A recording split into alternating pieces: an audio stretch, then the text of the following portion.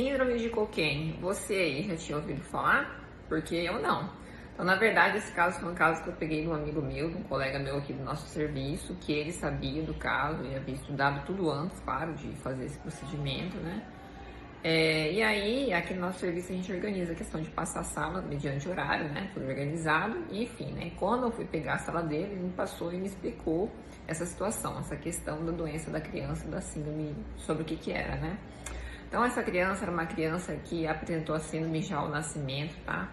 Era uma criança de 8 anos e 20 quilos, que era uma criança que tinha baixa estatura, baixo peso para a idade, né?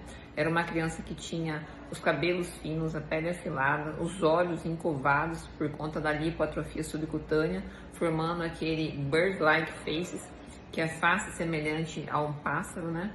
O nariz adunco e ainda assim, essa criança também tinha alteração de membros, de forma que os membros eram alongados, os pés grandes, as mãos grandes, desproporcionais ao tamanho dos membros, tá? E tinha alteração também articular, aquela criança que tem alteração espástica, alteração de desenvolvimento intelectual também, tá? Tinha cifose, criança tinha microcefalia. Então, olhando genericamente para a criança só, né, nesses achados, e mesmo sem saber até então o nome da síndrome, sim, eu sabia que se tratava de uma via aérea difícil, tá? Então, quando a gente se depara com o perfil de paciente sindrômico, a gente tem que ficar esperto, porque além das alterações anatômicas em si, essa criança também tinha uma alteração de pressão, ela estava com uma pressão de 160%, então essas crianças fazem alteração a nível renal também, tá? Sendo comum a hiperuricemia e hipertensão. E também elas fazem hepatotoxicidade a muitas drogas, de forma que, por exemplo, o metotrexato não se recomenda usar por conta dessa hepatotoxicidade, que pode, né, determinar a escolha também das medicações que eu vou usar para fazer a intubação de uma criança portadora dessa síndrome, tá? Então, essa criança era síndrome de Cockayne, que tinha essa síndrome de aspecto envelhecido, tá? Essa síndrome é uma síndrome rara, do tipo autossômica recessiva, acometendo 1 em cada 200 mil pacientes nascidos na Europa, uma estatística de lá de prevalência, tá? Também não é comum se relacionar a raça nem a sexo, tá?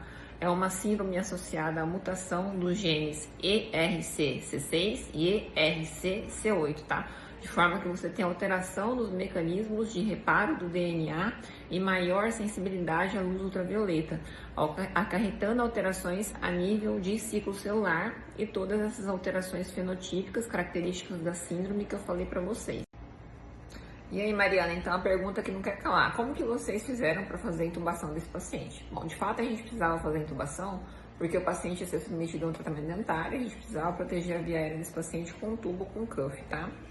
E aí, olhando para esse paciente, sabendo que ele era difícil, o que eu precisei fazer antes de fazer a indução farmacológica, né? Eu precisei garantir que eu tivesse materiais adequados à mão, caso eu não conseguisse ventilar ou entubar esse paciente. Então, era fundamental ter na sala o buche, claro, a bolsa e máscara de ventilação, tubos de tamanhos variados, máscara laríngea e o videolaringoscópio, tá?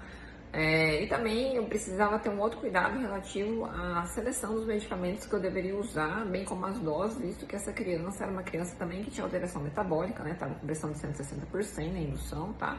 Tem a questão de hepatotoxicidade, então eu tinha que ter um pouco de cuidado na questão da escolha dos medicamentos para indução farmacológica, tá? Dessa maneira, então, eu teria condições de fazer a indução desse paciente. Esse paciente, a sequência que foi optada por fazer foi uma sequência normal, não foi sequência rápida, tá? Sequência rápida a gente indica geralmente paciente que não tem jejum e paciente que precisa colaborar para fazer a pré-oxigenação e uma paciente com alteração de nível mental, um paciente sindrômico, era um paciente que também não ia colaborar para fazer a pré-oxigenação. Nesse caso, eu poderia fazer, por exemplo, uma sequência atrasada, tá? Ou mesmo uma sequência COB, em que eu faria ketamina na sequência atrasada, seguida do bloqueador neuromuscular, dessa maneira eu pré-oxigenaria o paciente para poder fazer a indução e entubar, ou uma sequência COB também, que seria bem bacana, visto que o paciente não teria condições de me ajudar em nada, né? Paciente com alteração de nível mental não conseguiria, por exemplo, me ajudar uma criança para fazer uma intubação acordada. A sequência COB, como a gente sabe, ela usa só ketamina e eu garantiria que esse paciente permanecesse respirando. Mas, como meu colega disse para mim que já não era o primeiro paciente com essa síndrome que ele anestesiava, ele optou por fazer a indução normal, ele fez indução inclusive com propofol e rocurônio, tá? Propofol ele usou em doses baixas, ele usou 20 ou 30 miligramas de Propofol. Lembrando que em criança a gente usa de 3 a 4 miligramas por quilo. A criança tinha 20 quilos, então seria de 60 a 80 miligramas, né, de Propofol. E ele usou ali 20, 30 miligramas. Então ele usou uma dose bem mais baixa que a habitual, tá? E bloqueador neuromuscular, só que ele usou uma dose importante, tá? Que a criança consumiu bastante, né? Como esperado, visto que a criança é acamada, tem a questão da alteração dos receptores extrajuncionais e tudo mais, né? Então, observem que as doses dos medicamentos que ele usou foram baixas, e a gente sempre fala o seguinte: quando a gente está diante de um paciente que tem uma instabilidade hemodinâmica, ou que a gente não conhece, ou que tem alteração metabólica, é melhor a gente voar abaixo, tá? Então, se você está fazendo um hipnótico, observe dose-resposta, observe se esse paciente está dormindo, tá? Então, na hora que dormir, você para, você não precisa necessariamente seguir lá 3, 4 miligramas por quilo. Olha a resposta do paciente, tá?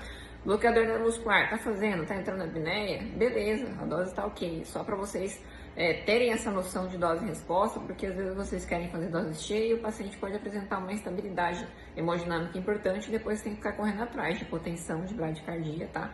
Que você pode evitar a partir desse olhar que a gente fala que é o olhar com relação, o olhar da resposta do paciente, tá? Então, dessa maneira foi feita a indução farmacológica e o paciente foi intubado com sucesso. Um detalhe, o paciente ele era um Cormac 3B, tá? E foi usado o videolaringo, visto que, né, o 3B ele requer um videolaringoscópio para fazer a intubação, e deu tudo certo.